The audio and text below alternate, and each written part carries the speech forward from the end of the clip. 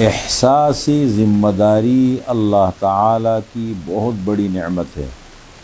اپنی ذمہ داری کو سمجھنا اور اس کو بہتر طریقے سے ادا کرنا یہ اللہ تعالیٰ کی نعمت ہے اور دین ہے جس کو نصیب ہو جائے۔ حضرت عبداللہ بن عمر رضی اللہ تعالی عنہما سے روایت ہے کہ رسول اللہ صلی اللہ علیہ وسلم نے فرمایا الا کلکم راع وکلکم مسئول عن رعیتہ، خبردار سنو، تم میں سے ہر ایک ذمہ دار ہے اور قیامت کے دن اس سے اس کی ذمہ داری کے بارے میں پوچھا جائے گا۔ فالامام الذی علی الناس راع وہو مسئول عن رعیتہ، پس مسلمانوں کا جو ذمہ دار ہے، حکمران ہے، بڑا ہے، وہ لوگوں پر ذمہ دار ہے اور قیامت کے دن اس سے اس کی رعیت کے بارے میں، ماتحتوں کے بارے میں پوچھا جائے گا۔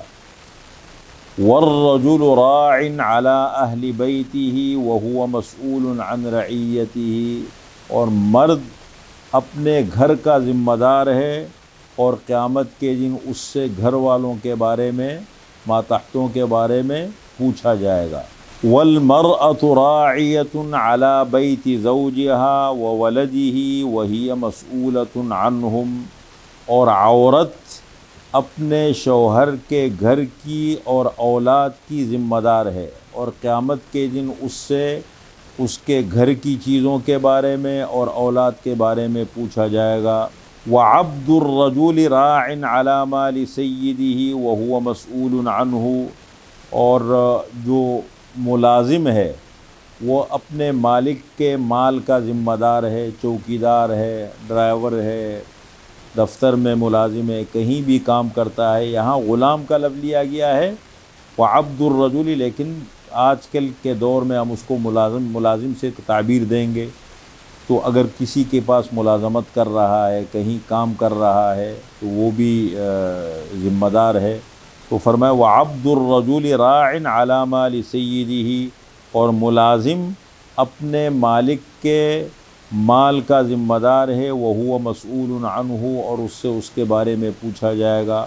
الا، خبردار سنو، فکلکم راع، پس تم میں سے ہر ایک ذمہ دار ہے، وکلکم مسئول عن رعیتہ، اور قیامت کے دن اس سے اس کی ذمہ داری کے بارے میں پوچھا جائے گا۔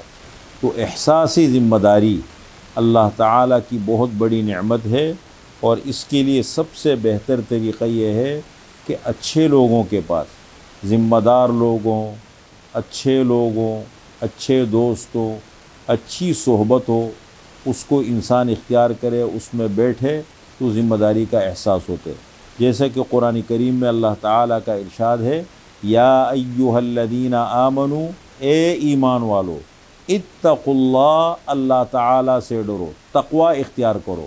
اب تقوی کیسے حاصل ہو، تقوی کیسے ملے؟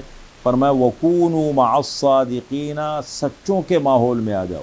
یہ نہیں فرمایا کہ جو زیادہ عبادت کرنے والے ہیں، زیادہ جو ہے وہ نیک عمل کرنے والے ہیں، یہ نہیں فرمایا، صادقین فرمایا۔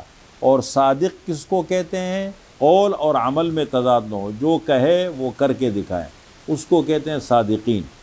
اس لیے کہ یہیں سے انسان کی بنیاد پڑتی ہے۔ ذمہ داری کا، عبادت تو ہر انسان کر لیتے سب کچھ، لیکن معاملات انسان کے صاف ہو، اس کو ذمہ داری کا احساس ہو، یہ اللہ تعالیٰ کی بہت بڑی نعمت ہے۔ تو یہ حدیث بھی ہم مسلمانوں کے لیے مشعل راہ ہے، اپنی ذمہ داری کا احساس ہو جائے، اپنی ذمہ داری کو سمجھے اور پھر اس کا بہتر طریقے سے ہم احساس کریں، بہتر طریقے سے اس کو ادا کریں۔